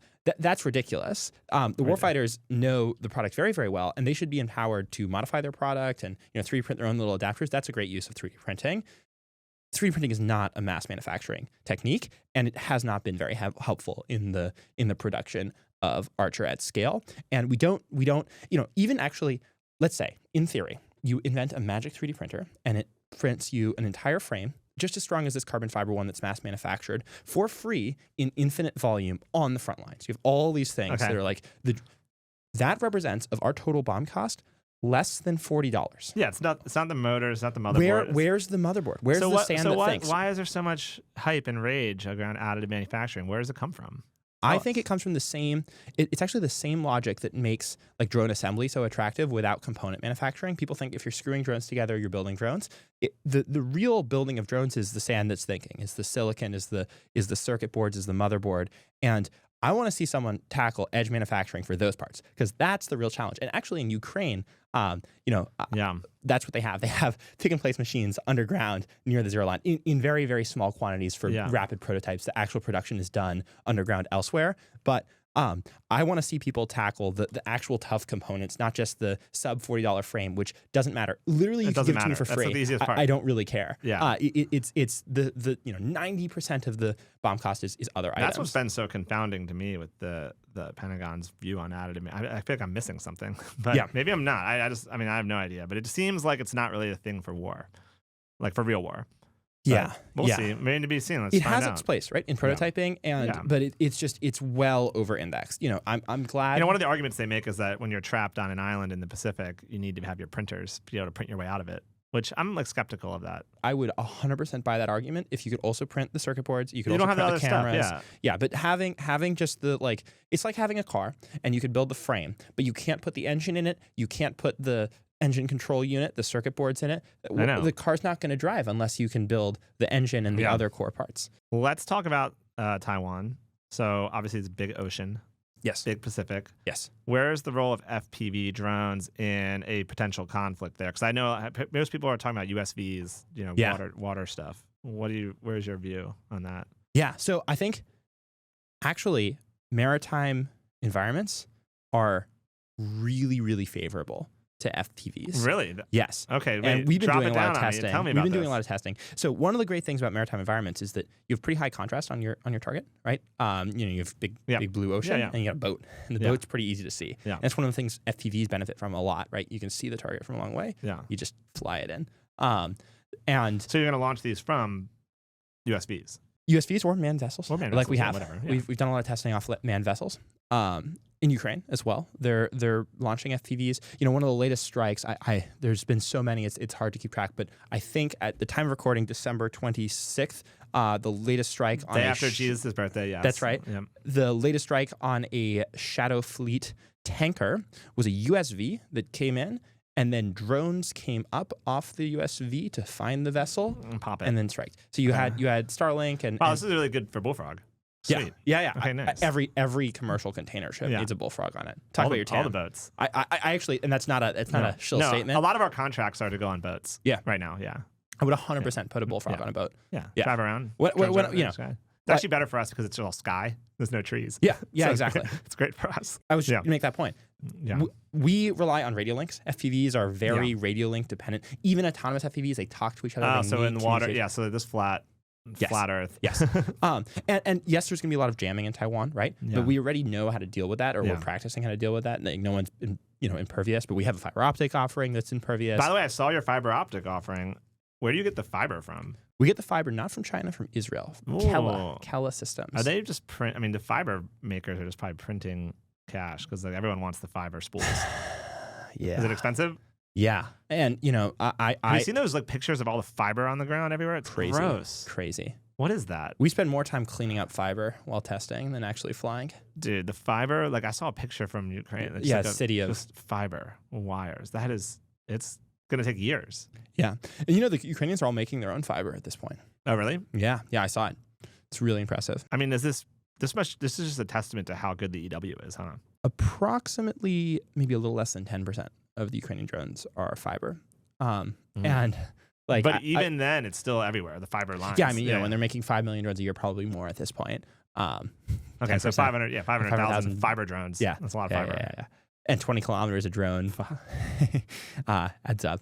But one of the guys I was talking to, absolute chiller, super cool guy. He was like, this is what every fiber flight ever looks like. And he's flying. He's going really slow because he can't make any fast movements. And it just goes black. And he's like, okay, next flight, really, really, really slow. It just goes black. Why? Because they're getting shot. 90% of flights, the fiber snaps. Oh, wow. So it's a wonder weapon. So why did you make an offering? If you want to hit a jammer that's over the horizon, you don't have time to set up a repeater.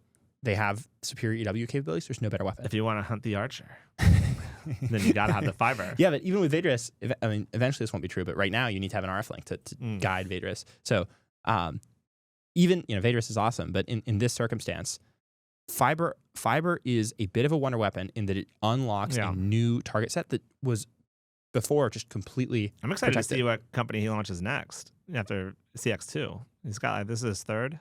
It was Epirus, Spartan, CX2. Yeah, he'll have a fourth. That's what he does. 0 to 1 guy. Yeah. 0 to 1, CX2 set it is up. cooking. 0 to 1, and then set up the next one. Fiber, like, people want there to be these silver bullets. These silver bullets don't really exist, but there are weapon systems that unlock new targets, which are super valuable, and that's why we offered fiber. We hope that fiber, you know, it seems like there's so much demand for fiber, and a lot of our production is going to be fiber. They can't maneuver when they're on fiber too much, right? Can't maneuver. It's super unreliable. Can you use a fiber drone in our competition? That'll make it really shoot easy. It down immediately. Yeah, sure. We'll bring one. We bring the full. We'll bring the full arsenal. Archer 5, Archer 8, Archer 10, Archer AI, Archer Strike. Can't bring that one. Archer Fiber. We bring the full suite. We'll even let you do it without a payload to give you a chance. Yeah. I think we won't need that advantage, shit. but we'll see. We'll see.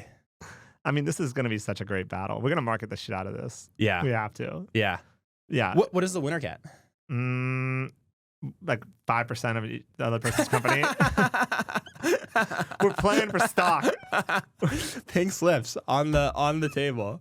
Oh my god! Let me get board approval for that one. I do not think your investors will like that. Ooh. Yeah, my investors will love it. Yeah, what that Neros? They want me owning 5% of your company. I mean, yeah, you're awesome. I mean, everything you've dropped, all the knowledge you've dropped today is sick. Although I think your valuation's higher, so. We're going to pretend they're even valuation for the I'm a really big believer in Allen Control Systems, so I'd be happy to make that trade. I mean, when you see the new products we're launching with the Scourge, bro, the gunship, you're going to love that shit. We got to talk. Allen Control Systems making drones. Who's your drone guy? Well, we don't make the airframe. We're the control system. Oh. We're in the gun. Oh, I was excited. No, we're not making the frame. Oh. I might buy the company making the frame, though. Ooh. Yeah. Who? Can't say. Bro, come on. Okay, yeah. I'm a business strategist, okay? True. A real strategist over here. I'm an engineer. Sorry, I don't have that strategy game on me. I've got like 10 moves way ahead of you, bro. Yeah, you don't even know. I buy it. Dude, I'm making all these plays, all kinds of shit. Honestly, no. This past year has been mostly just I've been focused in the shop on the delivery. We gotta deliver this time. Yeah. Although how many bullfrogs have you made? 7. Okay. 7, yeah. But we're now doing our first production run of 20. Holy shit. We're ready. Can I get in on that, or is that already sold out? version 4. Do you want one? You guys actually can afford one. You should you should buy one. I want one outside my house. No. Can I get one with like a fake gun on it? Okay, so we have Do you have a California compliant one? We have been looking into this. So an AR-15 version, consumer. We're going to take pre-orders for this. Can I legally brandish an AR-15 in my yard in California? I don't know how California laws are. You tell me. I don't know. If In you have good Texas, enough lawyers. In Texas? Yeah, I want in my front yard a bullfrog. We think we can take $10 million in pre-orders at $499 a pre-order. Wait, how are you going to make a bullfrog for $499? No. The pre-order is $499. Okay. Deposit, get in line, and we'll sell it for like $30, $40K. Yeah, I'll beat on that. You buy one? $499? We're checking on the legality of a consumer version, but we think it actually is legal, right to bear arms. And as long as you have one button press per shot. So it's not automatic. Oh, because it's not automatic. Yeah. So you can press like engage. But there is like ATF has, there's some like, we're working on it. Like we're looking into this seriously. I think it's legal, but we're not quite sure Who is going to be first to a consumer product? Allen Control Systems or Neros Technologies? I think we'll be first to consumer pre-orders. Okay. Yeah, we don't do pre-orders generally. But I think that you'll probably be first to a large-scale consumer DJI. We'll see. I mean, at this point, Well, why do you depending even on need to how do that? enforceable you might the not need to- FCC ban is, Yeah. it might be a no-brainer for us, Yeah. which I think is incredible. You know, we That's crazy. actually shouldn't be too happy with ourselves because we are leeches on the taxpayer, right? Yeah. We're takers on the tax. we make money by theft, essentially. Yeah. Well, I mean, we're defending, but I'm disappointed in the fact that our only revenue stream is, or we have some consumer sales, some non-government sales. Yeah. But the vast majority of our sales are taxpayer money. taxpayer dollars, which is sad. China, you know, DJI is a defense company that isn't really a burden on the taxpayer. No. I finance DJI's China's industrial base. So I'd love to get there as quickly as possible. It's really, really hard to get there, but the dream is to have an industrial base that's financed not by the taxpayer, but by ideally the population of our enemies. That's perfect. What's the real difference between consumer and military? Just that the frequency switching, like the EW Government does resistance? not make this easy for us. I love our government partners. They don't make it easy, but there's a lot of things about working with the government that are just so different than working with and this is kind of the mission of DIU, is to try and make the government a little more, and they've done an excellent job of that. It's been really great working with them, but there's not many companies that start military weapon and then go consumer. Yep. It's usually the other way, right? So you're going to go against the grain here. It's really hard, and it's going to be new muscles for us working in consumer. But hey, if the FCC ban is enforceable, which we will see, it seems like maybe not. Mostly it will be. We'll see. If really that drone motors are not coming in from China, I would love to sell our drone motors as a consumer product. If it seems like flight controllers are not coming in from China, I'm not tracking any other true U.S. made and designed Flight controller. There are U.S. made flight controllers using Chinese chips on the blue list. Yeah. But that's not a true U.S. made and designed flight controller. Yeah. I'm also not tracking VTX, VRX, C2TX, C2RX. So I would love for these components to be on the consumer market. We need this to happen. Yes. And to be clear, it's not a commit that it will happen immediately. We need time. We need it to happen. Yep. That's how my business model isn't based on theft. Yeah. And I think that I think could happen pretty fast, 18 months, faster than you think. Yeah. I think the key factor is how enforceable that is. Yeah. How enforced the import ban is. And motors, honestly, I need to talk to lawyers about this, but motors don't need FCC licenses, right? Like they're not emitters. So I don't know how the FCC is going to regulate motor imports. Yeah. But I'm sure someone in the comment section knows more about this. The comment section's been hilarious recently. Yeah. I don't know. I gotta send you some comments, but there'll be like a lot of them are like, Steve, you're so gay. You're so sus. Oh, yeah. Because the last time I just had Scott Sanders on. He's cute. I had him on again. He's a great looking guy. And I started the podcast. All right, the most vascular CRO in the biz, commenting on his. I had this other guest on, and I was like, "You got a great golf body." And the guy wrote in the comments, "You got a great golf body, Steve. You're so sus." And I was like, we got to keep this going, Jack. What does your ex-wife think of the comment section? I don't think she follows too much. Oh, okay, I should ask her though. Yeah. After this, I'll walk back over there and ask her what she thinks. What do you think of my? I think she'll be like, yeah, I always knew you'd be gay. Nice. Yeah, that's pretty good. All right. Okay. So before we wrap, this has actually been a great episode because we actually stuck to defense. That's kind of crazy. A lot of our most recent ones, I've been going off on wild tangents. But when you're not building the greatest drone company in the world, what are you doing in Southern California? Beautiful Southern California. SoCal is awesome. I go home and I've got a drone lab. I recently flew a big X-class drone with 8 propellers. That's sweet. And 200 amp motor drivers, 56 volts. Crazy powerful thing. Crazy. It's like something like 50 horsepower in a drone. That's pretty wild. Like 150 miles an hour, and it's a meter big. It's terrifying. So just hearing that thing rip. No, that's an easy thing to shoot down. I don't think so, man. Big fucking thing. Yeah, but 150 miles an hour. The speed doesn't matter. It's about the change in acceleration. This thing will pull G's. I bet you it does. I bet you it does. If you're doing 150, or maybe I bet you 120 to 0 back to 120 in the other direction can could pull happen G's? in 2.5 seconds. That's fucking That would be my wild. guess. That's cool. I crashed it real quick. Such is life. All right, so you're flying drones. You're Beach volleyball. Beach volleyball. Obviously, you're tall, so you Yeah. My smash. co-founder and I, we compete. We're very, very good. Both of us He's are shorter than you, though. tremendously unskilled. Well, he's a little more skilled. I'm pretty talented, but not very skilled. But you have the body. That's right. That's right. Because he's a little shorter. Yes, as you said, that's why so many people love us. It's our beautiful looks. Honestly, that's a big part of fundraising. Yeah. I always said if I had a square jaw, you guys would all be crushed. Yeah. It'd be so easy for me. Like it wouldn't even be a challenge. It would just be. All right, so Southern California, building the community there. Yes. And you have offices in Europe now. You have it in Office in DC yet? Not an official office. We've got a presence here. Okay. We're spooling Any that other up. U.S. Engineering sites you're going to look at building an office in? Potentially. Northern California? Probably. A lot of good engineers up there. Probably not the Bay. Yeah. We've got a little outpost with some contractors. Yeah. In the southeast. Okay, nice. Oh, one more thing we have to cover because off air we talked about this: government relations. We have both different takes on this. What's your take? You said it's not the end all be all of strategy here. Tell me about it. Any company that uses GR as their moat is probably doing a disservice to the taxpayer, right? Like if you have to lobby your product to the front, that means you have worthy competition. Yep. I'd say that GR is also very valuable. Most people don't think that, but like the government needs a little help in how to procure things. We need to present information to them. Yep. And also, not so great forces within our country are doing a lot of GR, so we need to do GR. That's my take, is that the competitors do it. It's like we kind of have, it's like part damned if you do. But any company that comes to me and is like, listen, we're going to win only because our GR is better. We just have a regulatory advantage than everyone else. That's Erebor.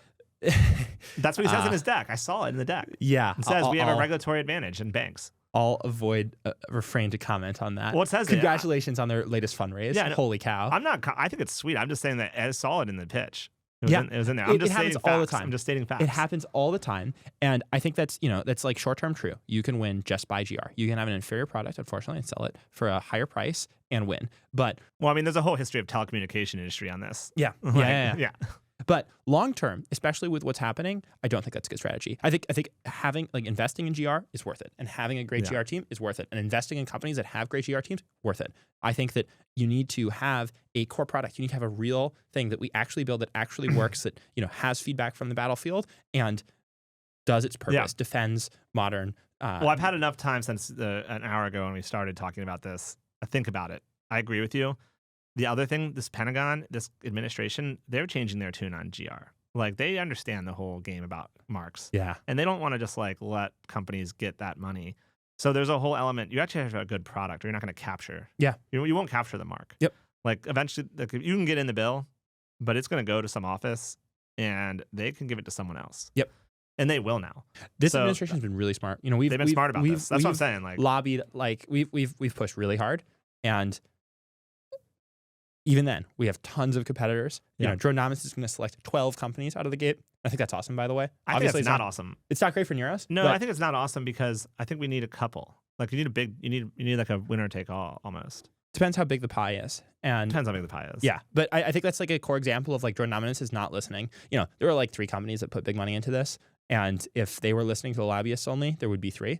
And they're going for more, hopefully. Well, as long as they do these competitions and they stay true to actual results. Yeah. Then it doesn't matter how many are in it. I haven't seen it yet. Let's not spoil it, but I've got high confidence in these types of competitions. I'm excited. I can't wait. You should come. I can't. February 17th. We got 2 dates. I'll get the actual details from my inside contacts. So yeah. Don't worry. But actually, we don't have any inside info on this. Believe it or not, it's just all on drone-dominance.io, and that's part of why this is so based. Wait, is that for real? Drone-dominance. All right, Jack. We'll put that in the show notes. And it's AI generated. That website is AI generated. Nice. So I don't have any inside info. I just have what's there. I'm excited for when they start heavily contesting the environments with microwaves and EW. Phase 2, Gauntlet 2. It says it on the website. I know, because you're going to crush that. We're going to crush it. And hopefully we'll have bullfrogs there, too. Oh, my God. Bullfrogs are going to just wreck you guys, okay. though. What are the 2 dates we need to know? February 17th and... Ides of March. Ides of March.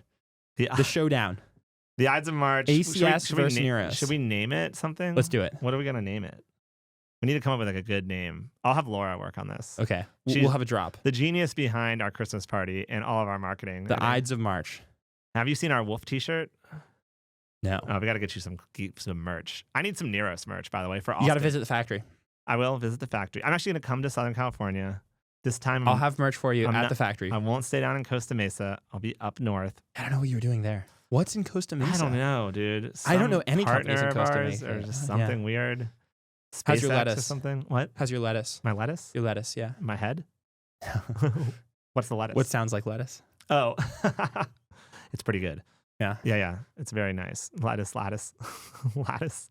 Are you integrated with Lattice? We're working on it. It's I mean, what do you even really need to integrate integrated? with? Do you even really need to integrate with C2? I mean, you have your own. I'm a fan of it. They do it in Ukraine a lot, and I'm a fan of it. It helps with guidance, or what? You can via ATAC. So we're really big on ATAC. Yeah. And so you can hook into Lattice via ATAC. I think Archer AI is going to be a great fit for Lattice. Yeah. What are some shout out to some promising Gunda new startups? A couple people in a shop. Anything you've been seeing you like? Give me a little taste. Should we do some investments? Oh, I don't give investment advice. That would be no, illegal. it's not investment advice, but like, is there like some nibble I can get on? Some new defense? I think you got to come tour. I think the tour? The podcasts are no longer where the alpha is. There was alpha on the podcast when. Oh no, there's mad alpha now. I have a huge listener base. Huge listener base. Well, yeah, but there was a way to get in early via the Gundo. Yeah. When we were all, tweeting and podcasting. I still think it's early. I think there's new companies now there. We're heads down, and the new companies are there, but they're not visible via the podcast. Is there the Neros Mafia? You've had some people leave and start companies yet? Our attrition has been very low, which is great. Yeah. It'll come. The long hours only last for so long. I don't know. People like me and you, we don't really get attrition in our businesses. Yeah, we're working on something too important. You can't quit me. Can't quit you. Yeah, I'm sure the Neros Mafia will come. The Neros Mafia is coming. 10 years from now. 5 years. 5 years? I mean, you're going to go faster than you think. Yeah. I mean, this is just too... I think people really underestimate this market. Like 70% underestimating this market. of all the casualties in Ukraine are caused by small drones. Yeah. I think FPVs are somewhere, because they're not all small drones, FPVs represent the vast majority, maybe 50 to 60%. This is straight from the ground. I asked this question to almost everyone I met. 50 to 60% all casualties. In World War I, they came out with this thing called the machine gun. I think you know about it. Yeah. It was a big deal. 30%. Yeah, I know. So we just doubled the lethality of the machine gun. And unlike in World War I, we don't know how to build the machine gun. So this is a really, really big deal. And I'm telling you, the reason I think there's so much alpha in Neros is because people still are underestimating where this is going, where the small drone are going. I don't think there's enough investment at all. Yeah. If you look at I forget, they were putting, 5 billion or 10 billion. They're putting single digit billions, maybe small double digit into drones. And they're putting way more into ships and hypersonics and all this stuff. And it's Steve, crazy. We're actually cheap. You could buy us for cheap. We get excited on $1 billion investment in the small drone space. For $1 billion, you can't even get, Lockheed Martin to sign you a letter. I know. And it's crazy because this is so much more effective. Yeah. Yeah. And I just think there's so much more room to run for Neros, and excited for you to continue defending our country, bro. I appreciate Love that. you. Thanks for coming on, dog. Love you too.